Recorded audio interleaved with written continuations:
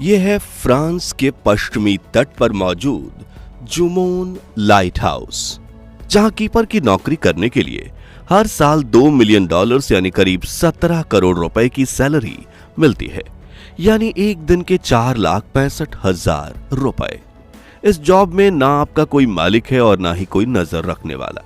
काम दिन में सिर्फ 1 घंटा और बाकी 23 घंटे आप खटिया डालकर सो जाओ, फिल्में देखो, फिशिंग करो या छत पर तारे देखो। बस एक बात का ध्यान रखना कि लाइट हाउस के ऊपर की लाइट कभी बंद ना हो। सुनने में यह आपको दुनिया की सबसे बेहतरीन नौकरी लग सकती है, लेकिन फिर भी पिछले कई दशकों से किसी इंसान ने जुमोन लाइट हाउस पर नौकरी करने की हिम्मत नहीं की। मगर ऐसा क्यों? आखिर क्यों जुमोन लाइट हाउस को दुनिया का सबसे खतरनाक और रहस्यमय लाइट हाउस माना जाता है?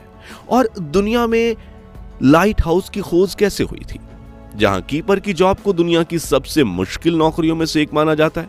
आज इन्हीं रहस्यों से पर्दा उठाएंगे, लेकिन उसके पहले प्लीज आप वीडियो को लाइक और चैनल को सब्सक्राइब कर दीजिए। जुमोन लाइट हाउस की रहस्यमय कहानी जानने से पहले हम समुद्री यात्रा और लाइट हाउस के इतिहास के बारे में जानते हैं। तो आज से करीब 10,000 साल पहले बोट यानी नाव की खोज हुई थी। फिर समय के साथ सामान की हेर फेर करने के लिए बड़ी शिप्स बनाई गईं। लेकिन प्राचीन समय में जब कंपास या नेविगेशन सिस्टम मौजूद नहीं थे, तब समुद्री यात्राएं बेहद खतरनाक हुआ करती थी। अंधेरी रातों में या खराब मौसम में नाविकों को किनारे का अंदाजा लगाना मुश्किल हो जाता था। इसी वजह से कई बार उनकी नावें चट्टानों से टकराकर डूब जाती थीं और हजारों लोग समुद्र में अपनी जान गंवा देते थे। इतिहास में ऐसे हजारों किस्से कहानियां हैं जिसमें रात के अंधेरे में बड़े से बड़े जहाज भी हादसे का शिकार होकर समुद्र में डूब गए और हजारों लोग मारे गए। और पुरानी सभ्यताओं के लिए यह सबसे बड़ी समस्या थी, क्योंकि रात के अंधेरे में जहाज को चारों तरफ पानी के बीच रुकाया भी नहीं जा सकता था और उन्हें चलाना और भी खतरनाक हो सकता था। और इसी समस्या का समाधान निकाला प्राचीन मिस्र और यूनान के शासकों ने। इस दौर में लोग किनारे पर ऊंची पहाड़ियों या टावरों पर आग जलाते थे ताकि समुद्री जहाज किनारे का अंदाजा लगा सके। लेकिन जहां ऊंचे पहाड़ ना हो, वहां अब भी खूब हादसे होते थे, जैसे कि इजिप्ट के शहर अलेक्जेंड्रिया में, जो एक कोस्टल सिटी थी और यहां की अर्थव्यवस्था सिर्फ समुद्री व्यापार पर टिकी थी। लेकिन यहां सबसे बड़ी दिक्कत यह थी कि शहर के चारों किनारों के आसपास कई बड़ी बड़ी चट्टानें थीं, जिस वजह से यहां बहुत हादसे होते थे। इसलिए अलेक्जेंड्रिया के राजा ने ग्रीक आर्किटेक्ट सोस्ट्रेटस ऑफ कैनेडस से मदद मांगी और उन्होंने 280 ईसा पूर्व में दुनिया का पहला लाइट हाउस बनाया, जो था ferrous of Alexandria.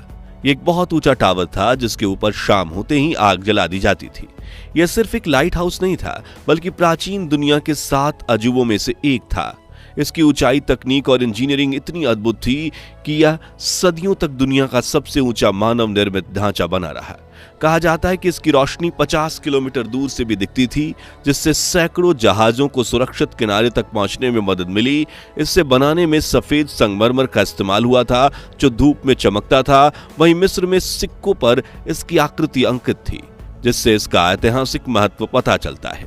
Ferrous of Alexandria को लेकर कुछ इतिहासकार ये भी मानते हैं कि इसकी रोशनी इतनी तीव्र थी कि इससे दुश्मन जहाजों को भी जलाया जा सकता था। जिसके बाद 100वीं ईस्वी से 500वीं ईस्वी तक रोमन साम्राज्य ने समुद्री व्यापार को मजबूत करने के लिए कई लाइट हाउस बनाए। ये लाइट हाउस आमतौर पर पत्थर के बने होते थे और इनमें मौजूद ऊपर जलने वाली आग को लौ को सुरक्षित रखने के लिए एक ढांचा होता था। और कुछ रोमन लाइट हाउस आज भी मौजूद हैं, जैसे कि स्पेन की हरक्यूलिस टावर। मगर फिर रोम के पतन के बाद लाइट हाउस का विकास रुक गया। समुद्री यात्राएं भी कम हो गईं और कई पुराने लाइट हाउस तबाह हो गए। केवल कुछ ही जगहों पर लाइट हाउस मौजूद रहे, जैसे इंग्लैंड और फ्रांस के कुछ बंदरगाहों पर। मगर आज से 500 साल पहले सन 1500 में समुद्री खोज का दौर शुरू हुआ। Christopher Columbus, Vasco D gamma और अन्य नाविकों ने नई जगहों की खोज की। समुद्री व्यापार बढ़ने लगा और इसके साथ ही लाइट हाउस दोबारा बनाए जाने लगे। इस दौर में तेल के लैंप और कांच के लेंस का इस्तेमाल लाइट को तेज करने के लिए किया जाने लगा और 1665 में इंग्लैंड के इडस्टोन लाइट हाउस दुनिया के पहले आधुनिक लाइट हाउसों में से एक बना। सन 1800 आते आते लाइट हाउस में अब तेल की जगह केरोसिन लाइट्स का इस्तेमाल होने लगा, जिससे रोशनी और तेज हो गई। साथ ही फ्रेंसल लेंस का आविष्कार हुआ, जिससे लाइट को कई किलोमीटर दूर तक भेजने में मदद हुई। लेकिन उस दौर में भी दुनिया में लाइट हाउस की संख्या इतनी कम थी कि किनारे के पास जहाजों के पत्थरों से टकराने की घटनाएं जारी रहीं। और दोस्तों, समंदर में मौजूद रॉक्स के टकराने से कितने बड़े हादसे होते हैं, इसका अंदाजा आपको इतिहास के सबसे दर्दनाक समुद्री हादसे SS अटलांटिक की कहानी से लगेगा। ये बात है साल 1873 की, जब दुनिया की सबसे बड़ी और सबसे एडवांस शिप SS अटलांटिक समुद्र में हजारों किलोमीटर का सफर कर चुकी थी। लेकिन 31 मार्च की रात इसके साथ एक ऐसा हादसा होने वाला था जिसके बारे में सुनकर आज भी हमारी रूह कांप जाती है। उस रात ये शिप नॉर्थ अटलांटिक महासागर में सफर कर रही थी। इस दौरान उसका एक समुद्री तूफान से भी सामना हुआ, लेकिन ये जहाज उसे आसानी से पार कर गया, जिससे कैप्टन और शिप में सवार 1000 लोगों ने चैन की सांस ली। लेकिन वो ये नहीं जानते थे कि ये तो बस चुनौती की शुरुआत थी। कुछ देर बाद ही चारों तरफ कोहरा छा जाता है और अंधेरे में कप्तान को समुद्र में कुछ दिखाई नहीं देता। वो बाद में अपने कंपास और शिप पर बनी बालकनियों में खड़े लुकआउट्स पर निर्भर थे। ये ऐसे लोग होते हैं जो चारों तरफ नजर रखते हैं और कोई खतरा दिखते ही कप्तान को खबर देते हैं। अब रात के करीब 3:15 पर एक लुकआउट को सामने की तरफ से लहरों की किसी चीज से टकराने और वापस आने की भनक लगती है और वो तुरंत चिल्लाते हुए कप्तान तक ये खबर पहुंचाता है। लेकिन तब तक बहुत देर हो चुकी थी और SS अटलांटिक एक चट्टान से टकरा जाती है और इसमें इतना बड़ा छेद हो जाता है कि पानी इसके अंदर घुसने लगता है, जिसके चलते कुछ ही देर में कभी ना डूबने वाला ये जहाज पूरी तरह से पानी में समा जाता है और इसमें सवार 1000 मुसाफिरों में से 580 पैसेंजर्स की मौत हो जाती है। उस वक्त अटलांटिक महासागर में ऐसी एक भयंकर जगह थी उत्तरी फ्रांस में ब्रितानी कोस्ट लाइन, जहां खूब छोटी बड़ी चट्टानें मौजूद थीं जो कई शिप्स को डुबा चुकी थीं। वहीं यहां का मौसम भी हमेशा नाराज रहता था, इसलिए समुद्री तूफान आना आम था। इसी कारण से सन 1888 से 1904 तक यानी 16 वर्षों में वहां 31 जहाज चट्टानों से टकराकर तबाह हो गए। मगर सबसे बड़ा हादसा हुआ सन 1896 में, जब SS ड्रमोंड कैसल नाम का जहाज फ्रांस के पास चट्टान से टकरा गया और पलक झपकते ही 250 लोगों को साथ लेकर डूब गया। इस साल यहां हुए एक भयानक समुद्री हादसे ने सबको झकझोर कर रख दिया। एक तूफान में 50 से ज्यादा नावें डूब गईं और कई नाविकों की मौत हो गई। इस घटना के बाद फ्रेंच सरकार ने फैसला किया कि इस इलाके में एक शक्तिशाली लाइट हाउस बनाया जाएगा ताकि जहाजों को खतरों से बचाया जा सके। और यहीं से जुमोन लाइट हाउस, जिसे फ्रेंच में ला जुमेंट भी कहते हैं, उसका निर्माण शुरू हुआ। लेकिन ये उतना भी आसान नहीं था।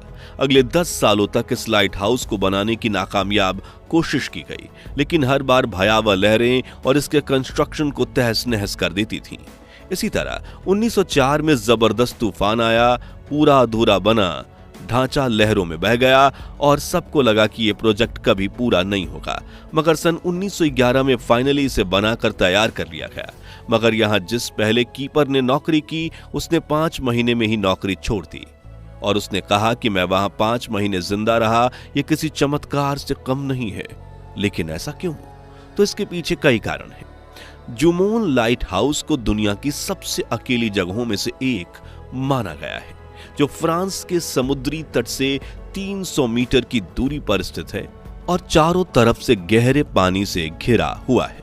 इस लाइट हाउस की ऊंचाई 48 मीटर है, लेकिन जब समंदर की भयावह लहरें उठती हैं तो वो इसे पूरी तरह से पानी में ढक देती है और अगर कीपर बाहर खड़ा हो तो आसानी से उसे उठाकर पानी में फेंक सकती है।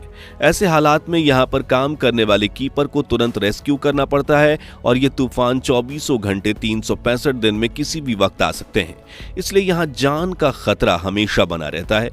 वहीं यहाँ की हवाएं इतनी तेज चलती हैं कि कीपर अपने कमरे की खिड़की तक खोल कर नहीं रख सकता। मगर इससे भी डरावनी बात यह है कि जुमोन लाइट हाउस और दुनिया के और भी कई खतरनाक लाइट हाउस कीपर हमेशा अपने आसपास अजीबोगरीब घटनाएं महसूस करते हैं। कहा जाता है कि 1970 के दशक में यहाँ काम करने वाले कीपर ने दावा किया कि रात के समय कोई दरवाजे पर दस्तक देता है जबकि बाहर कोई नहीं होता था। कुछ समय बाद वही कीपर तूफानी रात में गायब हो गया और उसकी लाश कभी नहीं मिली। इतना ही नहीं, इतिहास में यहाँ काम करने वाले कीपर्स अपनी नौकरी कई बार कुछ महीनों तो कई बार कुछ दिनों में छोड़कर भाग गए हैं, क्योंकि किसी के चलने, फुसफुसाने और खिड़कियों पर दस्तक देने की आवाजें सुनाई देती थीं, लेकिन देखने पर वहां कोई नहीं दिखाई देता था।